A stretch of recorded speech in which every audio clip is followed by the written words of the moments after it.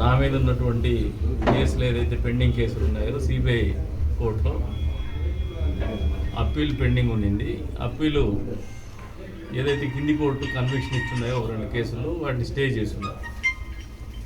రాజకీయంగా నా మీద పోటీ చేసినటువంటి ప్రత్యర్థి పిఏ అయినటువంటి వ్యక్తి సుప్రీంకోర్టు పోయినప్పుడు ఎస్ఎల్పి ఫైల్ చేసిన స్పెషల్ లీవ్ పిటిషన్ ఏదైతే స్టే ఉందో, నాకు అగెనెస్ట్ కన్విక్షన్ స్టే ఉందో అది ఎస్ఎల్పి కింద డిస్మిస్ చేయాలని చెప్పేసి. బట్ సుప్రీంకోర్టు వాదనలు విన్నప్పుడు ఆల్రెడీ నాకు 2019లో ఎలక్షన్లో పోటీ చేసినాను, ఓడిపోయినాను. మళ్ళీ నేను ఇప్పట్లో లోకల్ బాడీ ఎలక్షన్స్ మాత్రమే ఉన్నాయి 2024. కాబట్టి నాకు త్వరితగతిన ఈ కేసులను పరిష్కారం చేయండి. తెలంగాణ హైకోర్టులో ఉన్నటువంటి అప్పీల్ని ఎక్స్పెడిషియస్గా 2020 డిసెంబర్ కంటే ముందే ఈ కేసుల్లో తీర్పునివ్వమని చెప్పేసి హైకోర్టుకు ఉత్తర్వులు ఇవ్వమని చెప్పేసి నేనే కోరినాను సుప్రీంకోర్టు. దానికి అనుగుణంగానే వాళ్ళ పిటిషన్ని డిస్మిస్ చేస్తున్నారు, అలౌ చేయలేదు. ఎస్ఎల్పి చేయకుండా ఏదైతే నా మీద ఉన్నటువంటి కన్విక్షన్కి అగెనెస్ట్గా ఉన్నటువంటి స్టేని కొనసాగిస్తూ ఎక్స్పెడిషియస్గా 2020 డిసెంబర్ కంటే ముందే ఈ కేసులో జడ్జిమెంట్ ఇవ్వమని చెప్పేసి ఉత్తర్వులు సుప్రీంకోర్టు ఇచ్చింది. తదుపరి వర్బల్గా మేము చెప్పినటువంటి మాటలు కూడా ఆ రోజున నేను లోకల్ వార్డ్ ఎలక్షన్సే ఉన్నాయి, నేను పోటీ చేయను, నేను దాంట్లో మెంబర్గా వార్డు మెంబర్ కూడా అని కూడా నేను చెప్పడం జరిగింది. ఎక్కడ అఫిడవిట్ ఇచ్చినటువంటి పరిస్థితి లేదు. కానీ నా రాజకీయ ప్రత్యర్థులకి 4 సంవత్సరాల 9 నెలల కిందట ఒక మాట చెప్పినారు, వచ్చే ఎన్నికల్లో నేనే పోటీ చేస్తాను. వార్డు మెంబర్ కూడా పనికిరావు, పూజకు పనికిరాని పువ్వు అని చెప్పేసి మాట్లాడినప్పుడు సమాధానం ఇవ్వడం జరిగింది. ఆ రోజు ఇప్పటికి కూడా చెప్తున్నా, నేను ఈ ఉత్తర్వులు లేకపోయినా నేను పోటీ చేయడానికి అర్హుని నేను, ఎందుకంటే నేను ఎక్కడ అఫిడవిట్ ఇవ్వాల. కానీ నాకు కూడా ఒక మనిషిగా, ఒక వ్యక్తిగా, సమాజంలో ఒక నాయకుడిగా ఉన్నటువంటి నాకు కొన్ని విలువలతో బతకాలనే ఆలోచనతోనే ఆయన విసిరినటువంటి సవాల్ని, నువ్వు కడిగిన ముత్యం మాదిరిగా ఆ రోజు నిన్ను మాట్లాడతాము, నిన్ను గౌరవిస్తామని చెప్పి మాట్లాడినటువంటి మాటలు కట్టుబడుతూనే ఎక్స్పెడిషియస్గా అంటే త్వరితగతిన నా కేసులను పరిష్కారం చేసి దీంట్లో జడ్జిమెంట్లు ఇవ్వండి, తీర్పులు ఇవ్వమని చెప్పేసి నేనే అప్పీల్ వేసాను.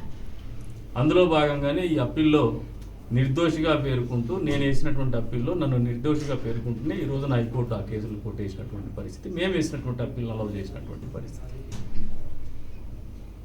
మంచుకో చెడగో నన్ను రెచ్చగొట్టినటువంటి నా ప్రత్యర్థులు కూడా ధన్యవాదాలు తెలుపుతాను. మీరు ఆ మాట నాకు నోట్లో ఏదైతే ఒక మాట వచ్చిందో, కడిగిన ముత్యం మాదిరికి వచ్చేసి ఎన్నికల్లో పోటీ చేయమని నా సంకల్పాన్ని మీరే నిర్దేశించినారు. ఆ సంకల్పం మేరకు నేనే వెంటబడి కోర్టుల్లో నా కేసుల్ని త్వరితగతిన పూర్తి చేయమని చెప్పేసి కూడా వెంటబడి తీర్పును కూడా తెచ్చుకున్నటువంటి పరిస్థితి. ఇదే చిత్తశుద్ధి జగన్మోహన్ రెడ్డి గారికి ఉంటే బాగుంటుందని చెప్పేసి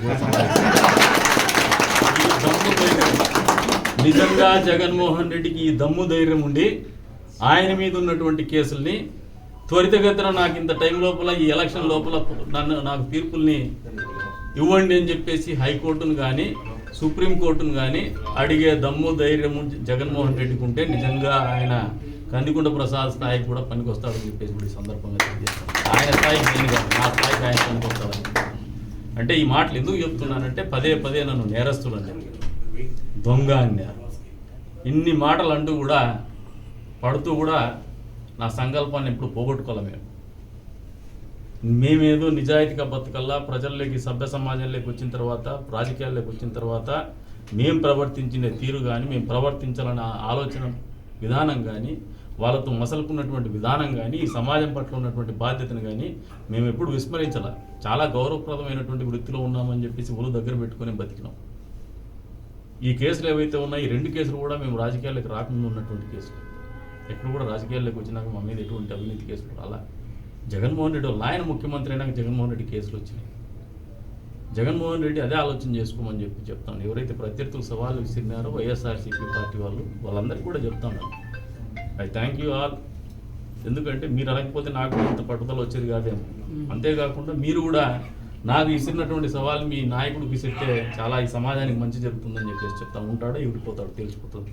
అది కూడా ఈ ఎన్నికల్లో ఏమన్నా ఎక్స్పెక్టేషన్స్ తెచ్చుకుంటే చాలా మంచిదని చెప్పేసి నిజంగా కొన్ని విలువలతో కట్టుబడినటువంటి వ్యక్తిగా జగన్మోహన్ రెడ్డిని సమాజం చూస్తుంది. వాళ్ళ కుటుంబ సభ్యులు, వాళ్ళ చెల్లెలు కూడా తిరుగుతున్నారు ఈ రోజున.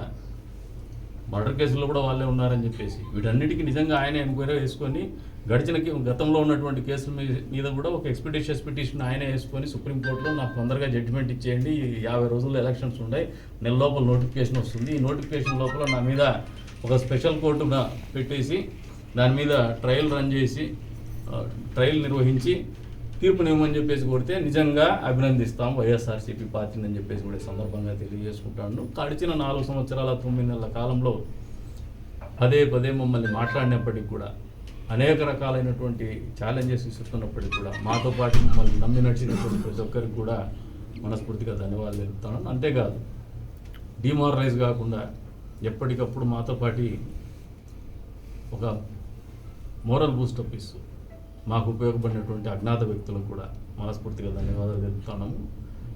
ఈ కష్టకాలంలో కూడా పార్టీ తెలుగుదేశం పార్టీ అభ్యర్థిగా ప్రసాద్కి ఏమన్నా ఇబ్బంది నన్నే అడిగినారు. ఇప్పుడు ఓపెన్ అయ్యి చెప్తున్నా, అడిగితే నాకు కొద్దిగా టైం కావాలని చెప్పి అంతవరకు మనం అనౌన్స్ చేస్తాం కదంటే నా భార్యను అనౌన్స్ చేయమని చెప్పినాను. ఏమాత్రం వెరవకుండా నా భార్యను అనౌన్స్ చేసి నా మీద నమ్మకం పెట్టి మా పార్టీని కానీ మా పార్టీ అధినాయకునికి కానీ మనస్ఫూర్తిగా ధన్యవాదాలు తెలుపుతున్నాము. ఎందుకంటే నాయకుడు అనేవాడు వాళ్ళని నమ్మి నడిచినటువంటి నాయకుల్ని విస్మరించకూడదు అనడానికి ఇది ఒక క్లాసిక్ ఎగ్జాంపుల్. ఇది చాలామంది అపవాదులు వేస్తుంటారు వాళ్ళ కోరికలు జరిగినప్పుడు, నాయకుడు అట్లా మోసం చేసినాడు, ఇట్లా మోసం చేసినాడు. మోసం చేయాలనే ఆలోచన ఉంటే నా విషయంలోనే బాగా మోసం చేసి ఉండొచ్చు, ఎక్కడ చేయలే. దీనికి నిబద్ధతకి ఆయన నిబద్ధత